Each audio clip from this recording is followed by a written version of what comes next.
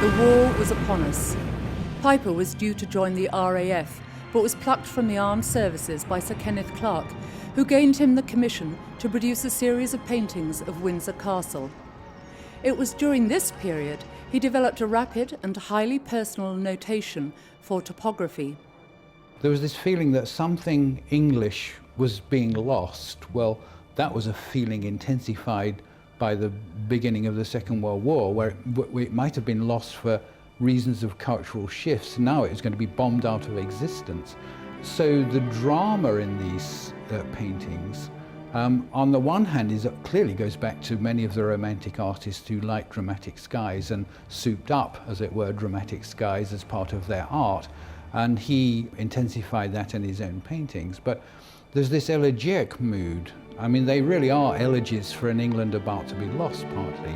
And it's easy perhaps to forget the feeling of loss or potential loss that they were exemplifying at that time. So they decided to have a burst of colour in the middle, this great sunburst as it is. And of course it works. It meant that the picture had to be entirely abstract. And it came through on a wave of interest and abstraction. In 1956, an exhibition of American art came to London, and the final room was full of abstract expressionists. And this gave a great surge of interest once again in abstraction. So they caught the right moment with the right idea and did what I think is probably the finest stained glass window in England.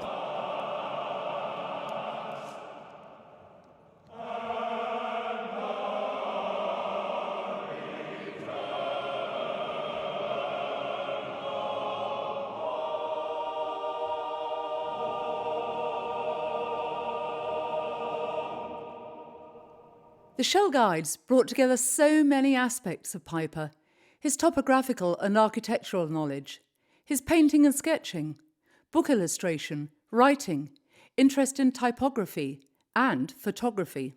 I think you look at Turner, you look at Piper, and the sense of place comes over very strongly. The romanticism, that sense of this is unique in time and place, I think is very valuable. Piper was attempting to combine a sense of place and quality with his earlier abstract experience. Clearly, one key influence in terms of colour was Matisse. Perhaps eclecticism isn't the right word to use quite with John, but what I always admired about him, he doesn't have any chronological divisions which are artificial, and he's as liable to take inspiration from Matisse as he is a Romanesque sculpture, say, and the distance between those two is not that great for him. I'm sure you're familiar with the rather wonderful drawings he made of stained glass very early on in his career, almost at the beginning, some of the earliest things we know. Brilliantly done, with a tremendous sense of their colour and their intensity of colour. On the whole, I learnt more about using colours doing this copy than I've ever learnt before or since. The work had a life and personality that's rare and fragile, beyond price for those that feel its presence.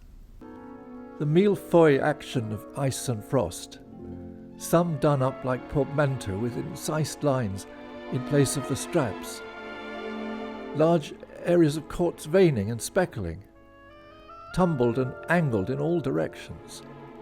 Topography at its best is the interpretation of the world as a vision of the place. The best topographical paintings have the spirit of the place in the time. Piper is essentially an English artist. English in vision, English in subject matter, English in treatment. But he did love Venice. Why? I think Venice was the one place that he had a very close affinity for because of the excitement and the drama and the dramatic lighting. And of course, it enabled him to express his love of the decorative and the Baroque and so on. We didn't have very much Baroque and Rococo stuff in this country compared with the richness of Venice.